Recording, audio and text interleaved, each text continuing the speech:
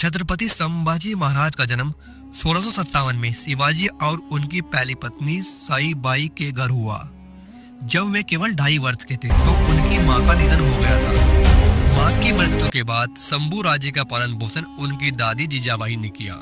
जीजाबाई ने अपने पुत्र शिवाजी की तरह ही पोते संभाजी में राष्ट्र प्रेम, धर्म प्रेम, हिंदुत्वी स्वराज, देव देश धर्म और आदर्श जीवन मूल्यों को स्थापित किया। Chhatrapati Sambhaji Maharaj the son of Chhatrapati Shivaji Maharaj का जीवन बहुत ही कठिनाइयों से गुजरा। उन्होंने हिंदुत्व को बचाने के लिए पूरी जिंदगी निडर संघर्ष किया। ये एक ऐसे योद्धा थे जिसने औरंगजेब की रातों की नींद को हराम कर दिया था। ये हमारे भारत की इतिहास का वो पन्ना है जो हर किसी को जानना चाहिए। इन्होंने हिंदुत्व को बचाने के लिए अपनी जान की परवाह नहीं की। So let's break this story. Chhatrapati Sambhaji Maharaj the son of Chhatrapati Shivaji Maharaj. Sambhaji Maharaj जब केवल 13 साल के थे, इन्होंने 13 साल की उम्र में ही 13 भाषा सीख ली थी। पुर्तगाली की भाषा, अंग्रेजों की भाषा, ब्रिटिश की भाषा, मुगलों की भाषा, Deccan language, Sanskrit, south Indian language जैसी बहुत सारी भाषा आसानी से सीख ली थी। इतना ही नहीं, बहुत कम उम्र में ये हॉर्स राइडिंग, तलवारबाजी, तीरंदाजी, बॉडी बिल्डिंग आदि में निपुण हो गए थे। इतनी कम उम्र में ही इन्होंने बहुत से शास्त्र भी लिख डाले। संभाजी महाराज शस्त्र और शास्त्र दोनों में ही निपुण थे। यहाँ पर एक बात ध्यान देने योग्य है कि जो लोग शस्त्र में निपुण होते हैं वो शास्त्र में निपुण नहीं हो सकते, और जो शास्त्र में निपुण होते हैं वो शस्त्र में निपुण नहीं हो सकते। लेकिन संभाजी महाराज दोनों ही चीजों में निपुण थे। एक बार औरंगजेब ने छत्रपति शिवाजी को आगरा मिलने के लिए बुलाया। उस समय संभाजी महाराज केवल 9 वर्ष के थे, तो वे भी पिता के साथ गए। उस समय घोड़े से पिता पुत्र को 1200 किलोमीटर की दूरी तय करनी थी। आप ये सोचिए कैसे एक 9 साल का बच्चा 1200 किलोमीटर की दूरी अपने पिता के साथ घोड़े से तय कर रहा होगा। छल से औरंगजेब ने पिता और पुत्र दोनों को बंदी बना लिया और जेल में डाल दिया। संभाजी महाराज उस समय केवल 9 वर्ष के थे। वे घबराने के बजाय ये सोचने लगे कि कैसे जेल से बाहर निकला जाए, और एक दिन उन्होंने एक प्लान बनाया। उस प्लान के तहत मुगलों को धोखा देकर ये जेल से बाहर निकलने में कामयाब हो गए। उसके बाद ये आगरा से सीधे पुणे जाने के बजाय उत्तर में आगरा से मथुरा पहुंच गए। औरंगजेब इनको ढूंढने में लग गया। इन दोनों को औरंगजेब पकड़ ना ले तो दोनों ने अपना भेष बदल लिया। शिवाजी ने अपना भेष साधु की तरह बना लिया। पिता पुत्र की जोड़ी को कोई पकड़ ना ले तो ये दोनों एक दूसरे से अलग भी हो गए। वहां से संभाजी महाराज 2200 किलोमीटर की दूरी तय करके राजगढ़ पहुंच गए। इसके बाद शिवाजी महाराज ने कई किलो को मुगलों से छुटा लिया। सन 1680 में छत्रपति शिवाजी महाराज का स्वर्गवास हो गया। सत्ता के गलियारों में ये सवाल उठने लगा कि शिवाजी महाराज के बाद कौन संभालेगा मराठा साम्राज्य की कमांड। एक तरफ से संभाजी महाराज, वहीं दूसरी तरफ से शिवाजी महाराज की दूसरी पत्नी के लड़के संभाजी के सौतेले भाई राजा राम। दरबारियों का कुछ ग्रुप संभाजी को सपोर्ट कर रहा था तो कुछ ग्रुप राजा राम को सपोर्ट कर रहा था। जब शिवाजी महाराज का स्वर्गवास हुआ तो संभाजी उस समय पनाला किले में कैद थे। कुछ इतिहासों में ऐसा उल्लेख है कि शिवाजी महाराज ने जिद और इनडिसिप्लिन के कारण संभाजी को इस किले में कैद कर दिया था।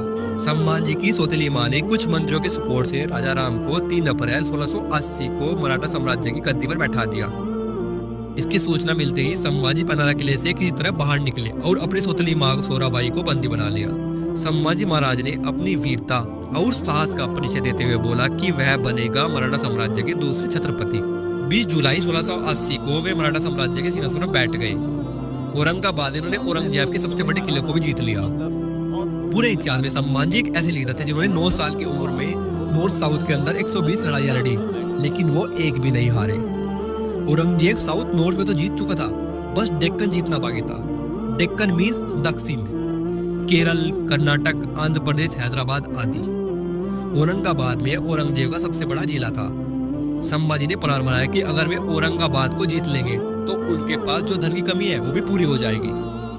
पूरे इतिहास के अंदर संभाजी महाराज एक ऐसे लीडर थे जिन्होंने 120 लड़ाइयां लड़ी और एक भी नहीं हारी। जबकि अगर हम इनको और किसी लीडर से कंपेयर करें तो कोई ना कोई लीडर अपने पूरे काल में कोई ना कोई लड़ाई जरूर हारा है, लेकिन संभाजी महाराज एक भी लड़ाई नहीं हारे थे।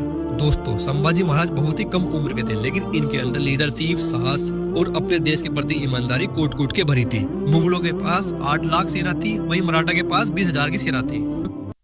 मुगलों के पास 8 लाख की सेना थी, वहीं मराठा के पास 20,000 की सेना थी। औरंगजेब ने मराठा को इधर से मार दी, उधर से मार दी, लेकिन औरंगजेब एक भी लड़ाई में जीत नहीं पाए। संभाजी महाराज उम्र में तो छोटे थे, लेकिन उम्र इनके लिए कोई मायने नहीं रखती थी। इनके पास पैसे की तो कमी थी, लेकिन दिमाग में बहुत सारे इनोवेशन थे। उन्होंने आसपास के मोचों और दर्जों को इकट्ठा किया। उनको बोला पेड़ से रबड़ लाओ और उसे लकड़ी से तीर बनाकर उस पर लपेट दो। उसी लकड़ी पर एक साइड तेल लगाओ, दूसरी साइड बारूद लगाओ। रबड़ का कपड़ा जलता नहीं है, तेल में आग लगाकर उसे छोड़ दो। जैसे ही तीर निशाने से टकराएगा, उसका बारूद आग की मदद से फटेगा और भयंकर तबाही मचाएगा। लेकिन औरंगजेब को भी मानना पड़ेगा। मार खाते थे लेकिन फिर भी नहीं मानते थे। औरंगजेब नए नए राजा को अपने साथ लगाते थे, फिर कोशिश करते, लेकिन फिर भी हार जाते थे। औरंगजेब को ये सब देखकर एक बात तो समझ आ गई थी कि ये जो लड़का है, इसे न तो मार सकते और न ही डरा सकते और न ही हरा सकते। ये लड़का लीडर है, लेकिन हमें तो अपनों ने लूटा, गैरों में कहाँ दम था। हमारी तो कितनी ही वहां डूबी जहाँ पानी कम था। आप सोच रहे होंगे कि मैं ये शेर यहाँ पर क्यों बोल रहा हूँ, तो इसका मतलब आपको आगे पता लगने वाला है। संभाजी महाराज के जो साले थे, यानी कि उनकी पत्नी के भाई, उन्होंने संभाजी महाराज से कुछ वेतनदारी की मांग की, जिसके लिए संभाजी महाराज ने क्लियर मना कर दिया। साल 1679 में संभाजी महाराज अपने पार्टनर कवि कलश के साथ एक गुप्त रास्ते से किसी मीटिंग के लिए जा रहे थे। तभी उनके साले साहब ने, जिनका नाम गिनोजी सिरके था, उस गुप्त रास्ते के बारे में औरंगजेब को बता दिया। तो औरंगजेब केवल मामूली से 2000 सिपाही लेकर इनको पकड़ने के लिए पहुंच गया, जिन्हें औरंगजेब कभी 20,000 सिपाही के साथ नहीं पकड़ पाया।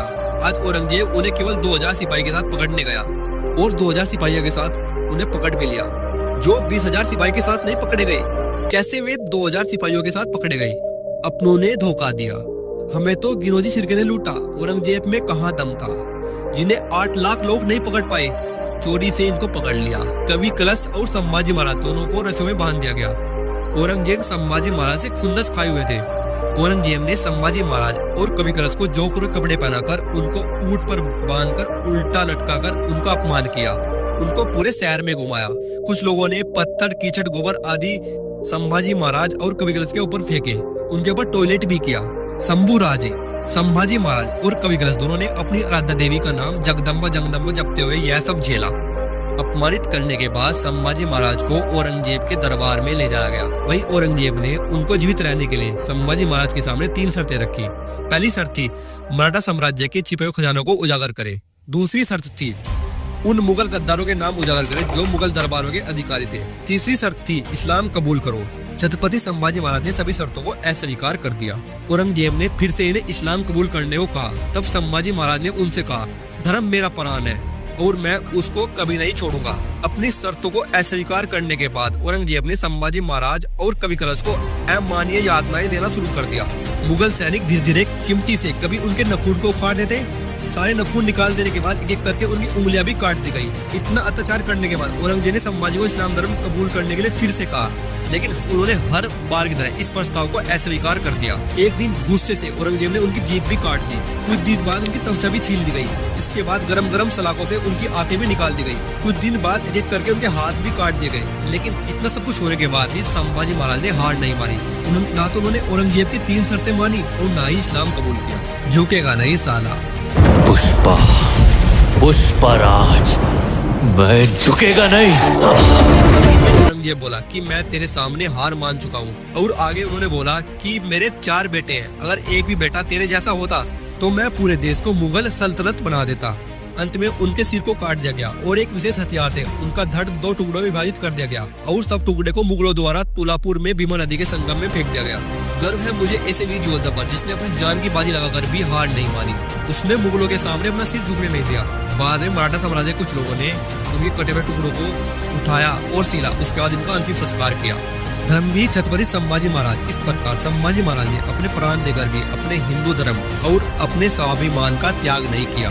उनके बलिदान के कारण सभी मराठा और दूसरे हिंदू राज्य एकजुट होकर मुगलों से लड़े। इसके चलते थोड़े वर्षों बाद ही मुगल साम्राज्य का अंत हो गया।